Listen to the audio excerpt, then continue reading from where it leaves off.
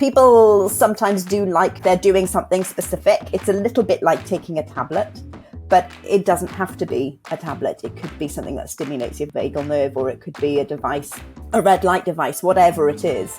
I think that gives people some sort of something tangible. And thankfully, this isn't soft science now. This is hard science. Breaking the grey. Welcome back to the Rebel Scientist podcast. I'm Chantal, your host here with my co-host Sarah Turner, co-founder of Sarah Thrive and Rebel Scientist herself. Today, we are so excited to welcome Dr Rini Chatterjee, integrative physician, metabolic health strategist, and founder of Resilience Health. Welcome. Hello. Welcome. It's so lovely. Yes, yeah. So lovely to have you on. Like, we kind of made it work. We had some gremlins. We made it work. Thank you so much. I'm super excited. Maybe we could just start. You could give us a little bit of your background, because we kind of introduced you as a physician, but I know you are slightly unorthodox in your approach. Yeah, so it would be great to hear how you got there and a little bit of your own background. Yeah, absolutely. And it's taken a little while to iterate to where I am. But essentially, I came into medicine through the front door. University, specialty training, and then GP training. And I think I'm at 25 years in the NHS now. It was quite a conventional path, shaped by cultural expectations and actually on my part, quite deep sincerity. But somewhere along the line, it became quite a relentless battle to keep people's symptoms at bay, the symptoms of chronic disease, which was besieging populations, and just sort of firefighting rather than encouraging health. A sick care system is what I think people are starting to call it now. And that really resonated with me. So like for many people who have a massive paradigm shift, there's often an experience in your own life that pushes you in that direction. And for me, that was a health condition that affected me, burnout, compassion fatigue, whatever you'd like to call it. And I basically became disconnected from the allopathic healthcare system. And then came this really quiet and unsettling understanding that what I was advising others, it wasn't working for me. So I had to really ask, was it working for them? Mm-hmm. And at that moment, it was incredibly sort of enlightening, but also quite devastating, because I'd spent many years in medicine trying to help people.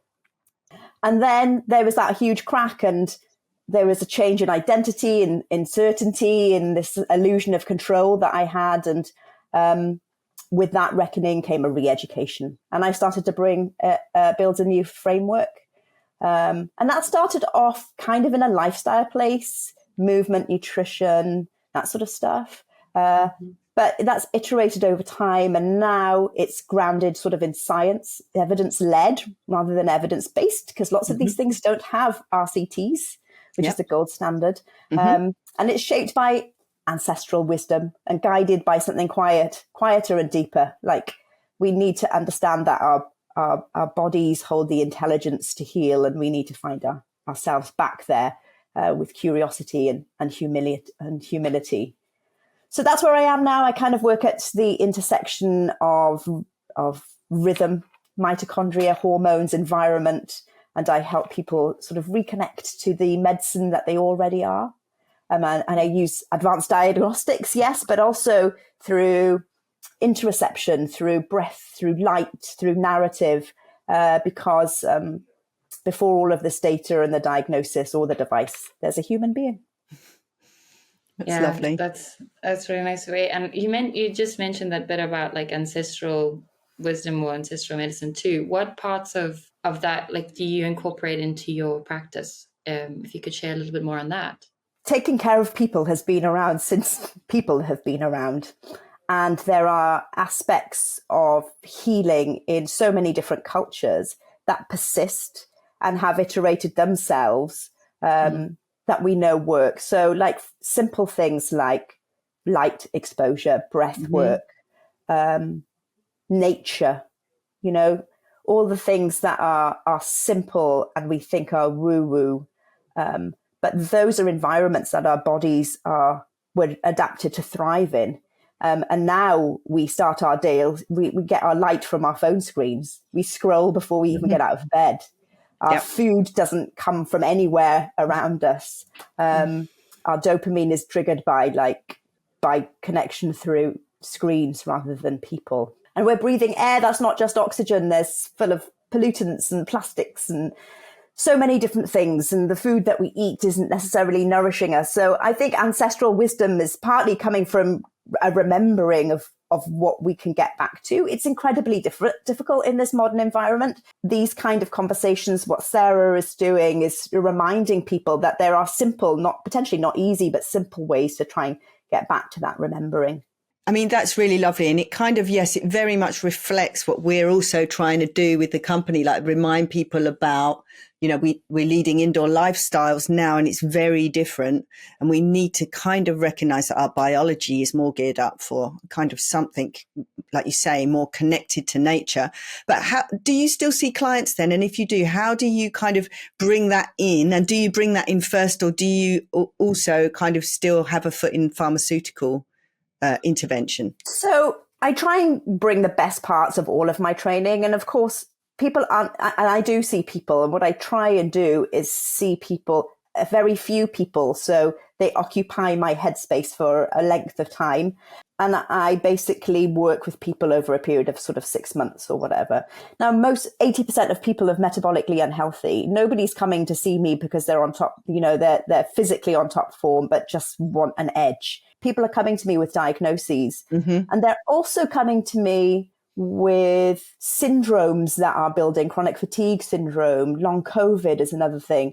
These people are being told that the only thing that they can have is symptom control, that their illnesses or the way they feel is not going to get better. For years, we've gaslighted people into believing that, they're fine, your blood work is fine, everything's fine. Do you need to just see a counsellor? We know. There's a new emerging field. I say it's new, it's been around forever, but we're just understanding it. Psychoneuroimmunology, where we understand all of the everything is interconnected, and emotions and trauma, big T or little t, they impact cellular health. So I see people and I take time to take a whole history. Not just about the history of presenting complaint, I'm short of breath, but a whole expansive history. And to some degree, I pull on functional medicine to do that. They're really good at that. And with that information, I always start with the foundations. Like, there are lots of advanced diagnostics. There are loads of incredible techniques, photobiomodulation, different molecules. But I think that we always have to start from a baseline, a foundation that's really stable, because then those things are much more likely to be able to move needles.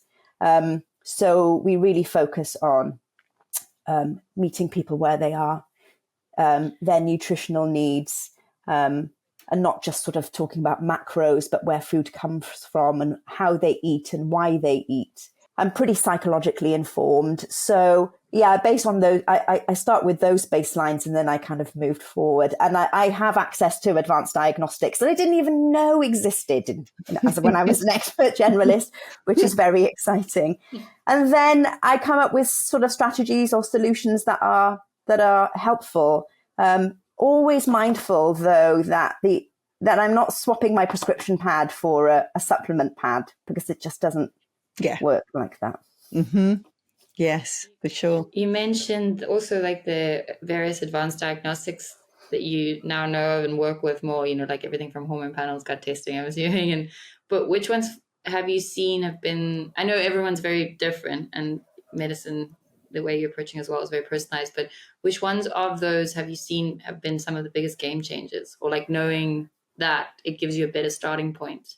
It's really important that I don't rush to advanced diagnostics, because they have to be chosen well. But I really, really, really love to understand how people's mitochondria are functioning. And there aren't brilliant tests. There aren't direct tests of mitochondrial function, but things like the oat test, where you can work out how well people are processing different types of energy. It gives you an idea of how the Krebs cycle is working. That gives us a little idea of how well mitochondria are working. And from your point of view, I'm sure you talk about this all the time, mitochondria are light sensing beings. They need light, and they actually emit light as well. Yes. I think Michael Levin at Tufts is doing some incredible research about how that's how the cells communicate, by emitting light, which is very that's exciting. based on Pop's work. I mean, Pop was doing that in the 80s, Fritz Albert Pop.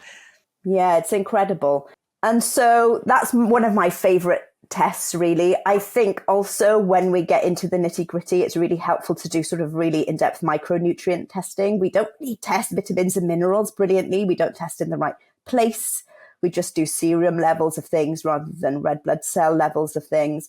And there are specific micronutrients that if you don't get enough of them, then none of these processes are going to work very well. You're not going to produce energy very well. All of the different processes, magnesium, for example, is involved in thousands of different processes.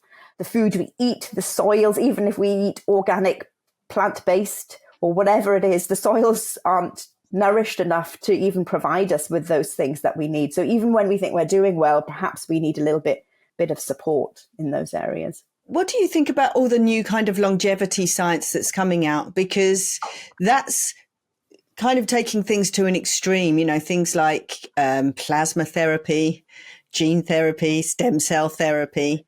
Do you kind of look at that or intrigued by that? Or do you kind of think really for most people, we need something a little bit more basic? I think it's exciting. And I think if we don't push in those areas, we don't get the trickle down effect into the rest of health. I think that genes are really interesting. I think epigenetics are more interesting. So we understand that the the gene doesn't pull the trigger. It's the things that sort of affect the gene. But, things like single nucleotide polymorphisms and understanding those in individuals really does help personalize care. I think it's really important as well not to try and draw sweeping conclusions from these tests and draw up massive supplement regimes or regimens for people. But I think that's all important. I also think that healthspan and longevity medicine can be much simpler than that. We need to be thinking about preventing disease in certain ways. Sure. And we need to be thinking about promoting mobility and sort of musculoskeletal health, improving cognitive health, and remembering that emotional health is a keystone in healthspan and longevity. And we can do that with what we've talked about, nutrition, going outside. The sun is a massive, massive, big game changer. And we've been taught to be scared of it and hide from it and cover up from it. And I'm not saying that we shouldn't be mindful of it, but I think there are different ways to think now, and we need to be embracing them. And that's what I do. Amazing, because you touch a lot on obviously all the things you can do preventatively as well. But I'm assuming that the people and individuals you work with, you've touched with a lot of people that deal with chronic stress or burnout. And a lot of that also obviously comes down to the emotional state of someone. And I was just curious to know how you work that into dealing with clients in terms of dealing with their emotional state alongside before you give them because I imagine a lot of people would want to just find the quick fix to solve things. The key to that is to have a really great person who understands this side of health. So whether, I know an absolutely epic clinical psychologist who works from this kind of baseline as well, a sort of a holistic longevity health span baseline. And, there are many people, especially with chronic mystery illnesses, who are left in this medical desert, taking amitriptyline and being told to do graded exercises, who are never feeling better. Often the key to their problems are rooted in something in the past that needs to be addressed. And however much I might give somebody a link to a meditation app or tell them that breathwork will be helpful, sometimes you need some deep work in that area. And then you need somebody really remarkable to help you do that. What I don't pretend to be is everything for everybody, and you just can't do that. I know what my lane is. And, I trained as an expert generalist, so my lane is pretty vast. And it's not that shallow either. It's pretty deep. Yes. But I also know when to outsource that. And I think psychological health, emotional health, safety, those are keys. If we do not feel safe, or if our nervous systems do not feel safe, we often cannot heal from chronic illnesses. And some of that is about self-talk, people who are willing themselves. I used to be able to run marathons, and now I've had long COVID and I can't even walk 10 sets. It's stupid. Like I try and go out and run that marathon and I can't do it. And helping people understand that the first step isn't that marathon again. It's literally just stepping outside, maybe getting your bare feet into some grass. And it feels hard because he used to run marathons. Yes.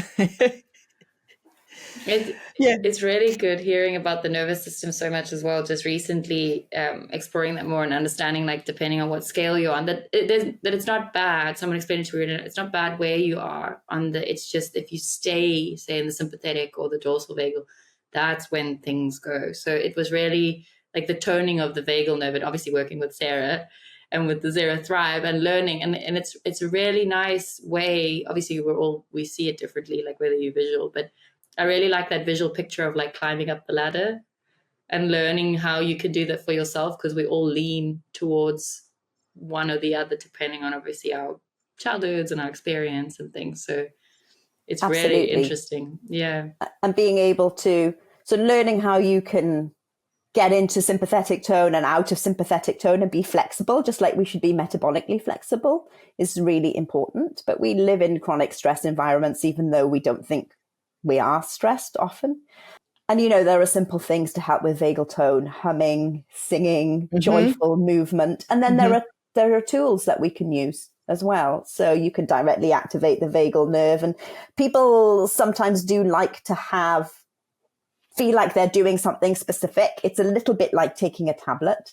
But, it doesn't have to be a tablet. It could be something that stimulates your vagal nerve, or it could be a device, a red light device, whatever it is. I think that gives people some sort of something tangible. And thankfully, this isn't soft science now. This is hard science. Like, allopathic medicine takes 17 years to catch up with the rest of the world. And we just don't have time for that now. I think, do you not think it seems like there is currently a bit of a revolution in people kind of taking a bit of sovereignty for their health, maybe post-COVID, maybe because systems and institutions seem to be changing, especially with the new administration in the US. Yes. So do you think there is a bit of a tide change with people now not being quite so tied to, older style institutions where you're just kind of told what to do rather than people taking control of their own health? I mean, yes, absolutely. And I think it's really important that it's happening. I'm a real advocate for equity in health, data democracy. And as much as, for example, in the UK, the NHS was set up for equity, it hasn't resulted in that because we haven't been very good at preventing disease. So it's overburdened. It's brilliant at reacting to emergency situations, but it's not very good at preventing disease in the first place. And, that's what I thought being a family doctor was going to be. And it didn't. I was just constantly sprinting between symptoms, and people's expectations of what they needed and what they wanted didn't kind of meet mine. It was really tough. Yes, I can imagine. Yeah. And I suppose it's also that chronic disease management, because once you've got into a chronic state, there isn't enough. You need the time, and you need to actually be changing your lifestyle. Just having one pharmaceutical intervention is really not much use for a long-term chronic illness. No, it isn't. And then you need another one for the symptoms, side effects. Yeah. And nobody's thinking about the root cause of all of this. Yes. It's really problematic. I think we have to remember that we're not broken. We're really mismatched to our environments. We've ended up in this situation. And then there are ways that we can reverse that. And I'm mindful that there's a dearth of time. There are people, we're a cost of living crisis. There are people working 3 jobs. They don't have access to, organic food is a privilege. I get all of that stuff. And I think it's really important. What I try and do is trying to communicate small, free things that are accessible to everybody that shift health. That's where I really want to be. And I want everybody to have the word mitochondria somewhere in their lexicon. There are 2 kids in my life. One is 6 and one is 3, and they talk about mitochondria all the time. And getting light in their eyes, and I'm thrilled. It's like my biggest act. There you go. That's brilliant. Well, you speak about the mitochondria, we were speaking about the vagal toning. So that makes me think, what are some of the things that you suggest for the mitochondria toning, or to make your mitochondria a little bit more adjustable in this modern day world? That's a big old question. Sorry. And people know it's okay. I mean, most people think of mitochondria as batteries. That's what we're taught in biology. But they're more like sentinels. They're basically constantly sensing safety, nutrient availability, light, stress, redox balance, and they're making decisions accordingly. And we were just talking about how cells communicate with each other. And in this environment, it's all very chaotic. They don't really know what's going on. And so it's like a strategic withdrawal, a downplaying of the mitochondria to cope with what's going on around. There are so many things that you can do to help mitochondrial health. So let's talk about light. When we talk about light, we talk about circadian rhythm, all spectrum light, but specifically mitochondria thrive on infrared and near infrared light. So for people who I know are like having lots of problems, I first tell them to get up, go out into the sun.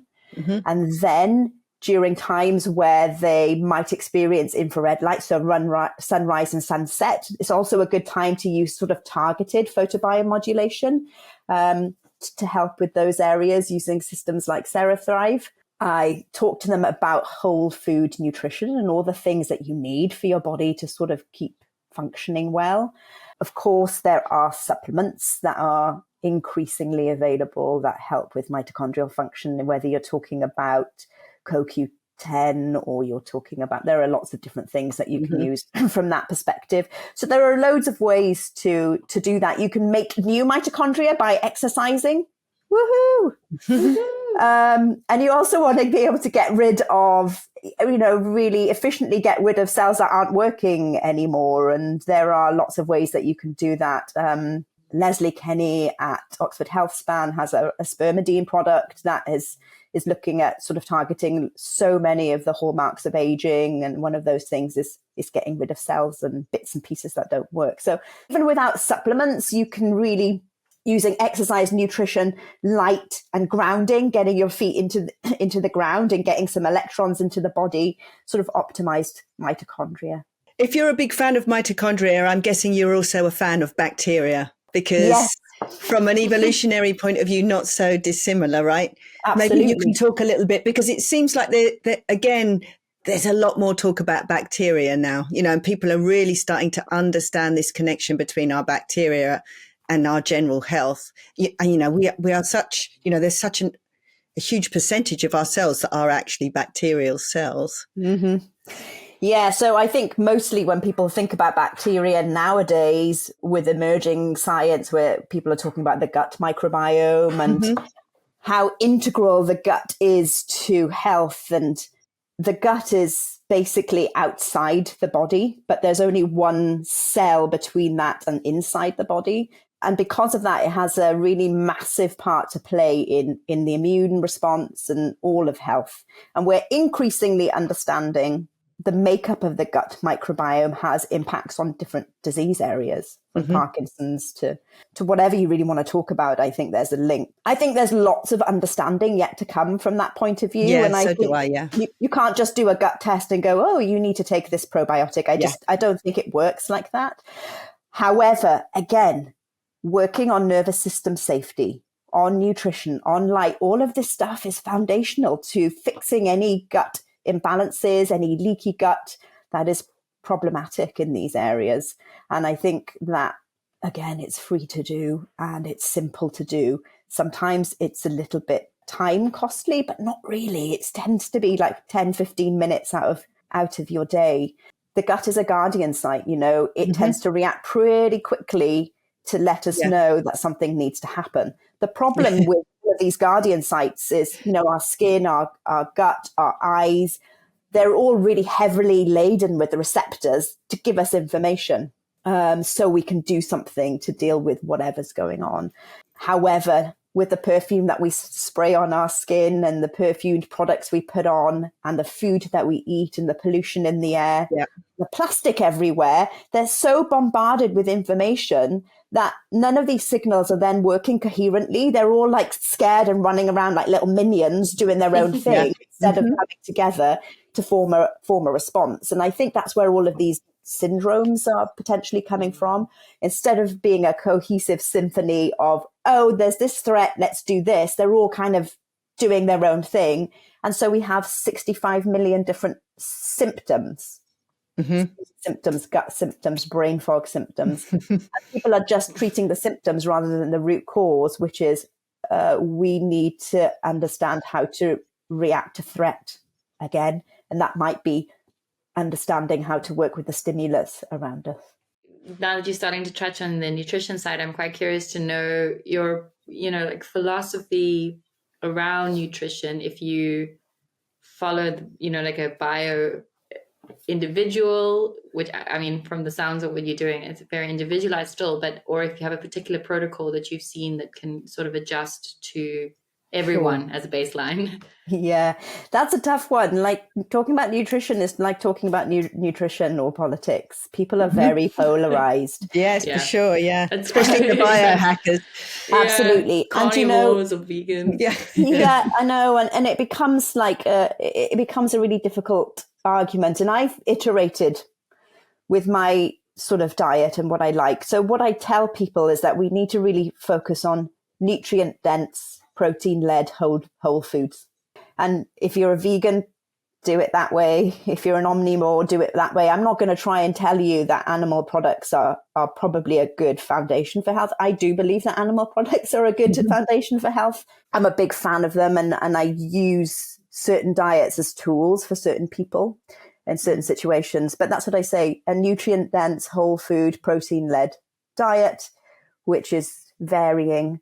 And also, this is where interoception comes back into it. You really have to get back into sort of understanding how different things make you feel, not outsource those to trackers or whatever. You really need to think, I've eaten this thing today and I've woken up feeling bloated or unwell. And this happens all the time, whatever that may be. So that's what I try and tell people, though. Personally, I eat everything, a wide ranging thing of everything. And I try and get my protein from nutrient dense whole food sources. And often I use animal products to do that. And I know that people will have their opinions about that, but I'm just going to say it out loud. Lots of nutritional epidemiology is notoriously difficult to interpret. And I know we're in a really plant-forward, plant-based place right now. And I also wonder whether we have to think about where some of that information is coming from. Yeah, I totally agree. I'm in exactly the same place. You touched a little bit there on trackers and kind of using your intuition. We recently attended Don't Die, the Brian Johnson conference. And the vibe there was very much the opposite advice. It's kind of like get your bloods done, daily or weekly or monthly, and totally be guided by that. If possible, use an AI to plug in and kind of get your advice. So that's a little bit where things are, I say, certainly for a small percentage of people who are following that kind of vibe. What do you think about that? I mean, because it is totally and utterly taking away intuition even further, because you are totally outsourcing then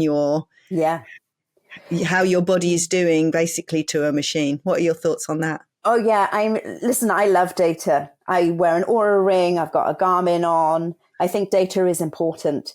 But one of the reasons that we are getting iller is because we can't understand when we're hungry. Yeah. We don't get when we're tired.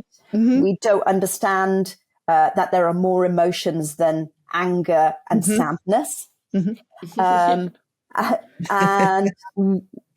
all of these symptoms that people used to come and talk to me about, that's information. Yes. That is your body telling you something. And it's really important to be able to connect to that. So that is a baseline for getting better, especially for people who have got long-term illnesses. You have to be able to reconnect with yourself and understand, okay, so this migraine, it's annoying. What could it possibly be telling me? And I'm not saying don't take something for it. Listen, I've had a prescription pad for a really long time. And is there anything else that we could do so perhaps this doesn't happen once a week? Super important. So yeah, I'm not part of that squad. I try and I use trackers in people who aren't going to be fixated on it, because I think that becomes problematic. Yes. Yeah. Agreed. And listen, we can't outsource everything. You know, a doctor meant to be sort of the paternal, tell you what to do person anymore. I want to help guide people to feeling well and staying well, but I don't want to do that with like 3 sentences of what you have to go off and do. So yeah, I'm not a big fan of that kind of mindset. I'd like to have gone just to experience it, because you can't live in an echo chamber, can you? No, and it's and it's interesting to see what's the zeitgeist. What are people doing? You know, what are people paying attention to?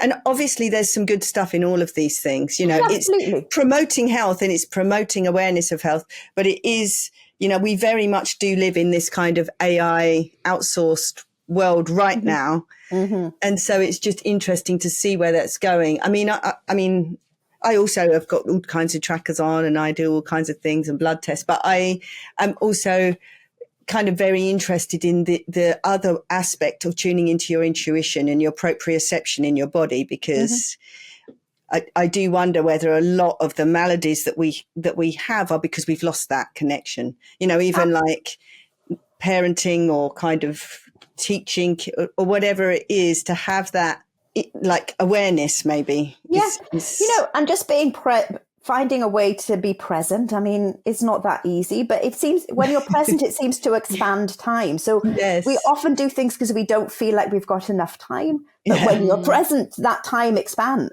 You know, it shifts, it expands. So that's really interesting. And the other thing about that kind of health is that it's not very equitable. People can't access all of that kind of advanced diagnostics, and 171 supplements a day kind of thing as well. Exactly. I also read, when I was looking at your website about the connection is medicine part that's also mentioned there, and I was wondering if you could give a little indication of, you know, how important relationships and community are.